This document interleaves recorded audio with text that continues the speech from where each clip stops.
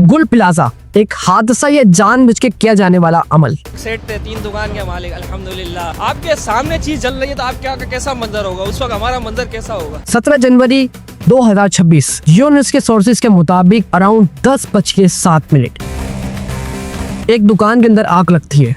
वो दुकान दूसरी दुकान को लपेट में लेती है। जितनी देर के अंदर एक दुकान जलती है वो पूरे प्लाजा को चला उठाती है। शॉर्ट सर्किट होती है तो टाइम लगता है आग बढ़ने में। 10 मिनट के अंदर इतनी आग बढ़ी, mezzanine floor, first floor, third floor तक पहुंच गई आग। गुल प्लाजा के टोटल 26 गेट हैं, जिसके अंदर 24 गेट बंद थे। सवाल ये पैदा होता है जब वहाँ के लोगों को निकाल रहे थे तो वो दरवाजे क्यों नहीं खोले गए जो बंद थे। 15-16 जितने भी गेट हैं वो ताले लगा के बंद कर दिए गए थे। सोर्सेज के मुताबिक अवाम ज्यादातर घबराकर उस दरवाजों तक जा चुकी थी जो दरवाजे क्लोज थे।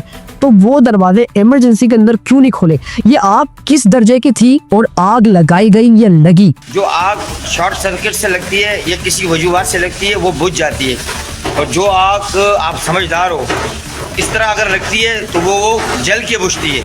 जिसका फैसला मैं नहीं, इसका फैसला हुक्मरान करेंगे, और वो हुक्मरान जो हमारे सवाल के जवाब देने के लिए ये बात कहते हैं। मेरी बात सुनोगे जी? हमारा प्रॉब्लम ये हर बंदा एक्सपर्ट है। कहते हैं इसके अंदर ज्यादा से ज्यादा 150 अफराद शहीद हुए। और मेरे भाई 500 से ज्यादा लोग हैं जो अंदर मौजूद है। 500 से ज्यादा लोग हैं। प्लाजा के अंदर 1200 दुकानें थी। गुल प्लाजा की इंतजामिया ने 1200 दुकानों के लिए क्या चीज की और क्या चीज नहीं की। इसका सवाल मैं उन लोगों से करता हूँ जो वहाँ के रिहायशी है।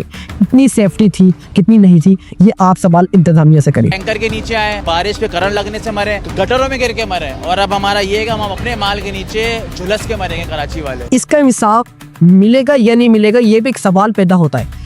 मौजूद सामीन कराम, सवाल इतने ही कि जवाब देने वाला कोई नहीं। सवाल ये भी पैदा होता है कि हमारे सवालों को जवाब देगा कौन।